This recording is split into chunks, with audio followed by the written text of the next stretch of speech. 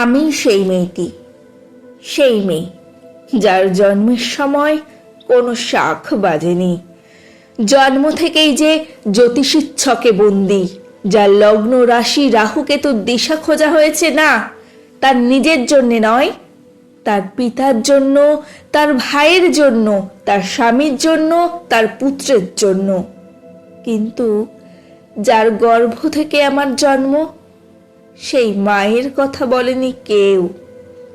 আমি সেই মেয়েটি যে জন্ম থেকেই বিবাহের জন্য বলি প্রদত্ত, যার বাইরের চেহারা, চোখ নাক মুখ ত্বক চুল রং নিয়েই দর কষাকষি, কালো না ফর্সা, খাদা না টিকালো, লম্বা না বেটে, খুঁতখুঁতে না টানা টানা, যার মাথার বাইরেটা নিয়েই সকলের ভাবনা, মাথার ভিতরটা নিয়ে কারো কোনো মাথা ব্যথা নেই। আমি সেই মেয়েটি যে ছোটবেলা থেকে শুনেছে জোরে জোরে কথা বলতে নেই, ছুটতে নেই, চেঁচাতে নেই, হাসতে নেই, এমনকি কাঁদলেও তা লুকিয়ে লুকিয়ে। আমি সেই মেয়েটি যাকে বলতে নেই খিদে পেয়েছে, ঘুম পেয়েছে, ইচ্ছে করছে না, ক্লান্ত লাগছে, আর পারছি না, আর পারছি না। আমি সেই মেয়েটি খেলার জন্য যার হাতে তুলে দেওয়া হয়েছে পুতুল, পুতুলের আদল পাবার জন্য, পুতুলের সংসার বানাবার জন্য। আমি সেই মেয়েটি যে গত কোনো শতাব্দীতে 5 বছর বয়সে মালা দিয়েছে গঙ্গা যাত্রীর গলায়, কুলীন ব্রাহ্মণের 365তম স্ত্রীর অন্যতমা হয়ে স্বামীর গরবে হয়েছি গরবিনী। একাদশীর দিন অবুজ দশমীর বালিকা তৃষ্ণায় আটক ঘরের মাটি লেহন করতে করতে প্রাণ ত্যাগ করেছি। সন্তানের পর সন্তান জন্ম দিতে দিতে যন্ত্রণায় মুখ থুবড়ে পড়েছি সূতিকাগারে, জ্বলে পুড়ে মরেছি সতীদাহে। আমি বুঝতে পারিনি যে চাকরির জায়গায় নিজের কাজের কুশলতা দেখাতে নেই।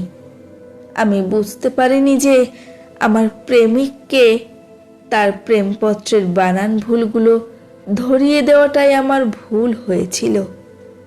আমি বুঝতে পারিনি আমি যদি কবি হতে চাই আমার বন্ধুরা বলবে ওটা কবিতা হয়নি, পদ্য হয়েছে। আমি বুঝতে পারিনি যে 20 শতাব্দীর শেষ সীমানায় এসে দাঁড়িয়েও এই পুরুষ শাসিত সমাজ বুদ্ধিমতীদের জন্য অপ্রস্তুত।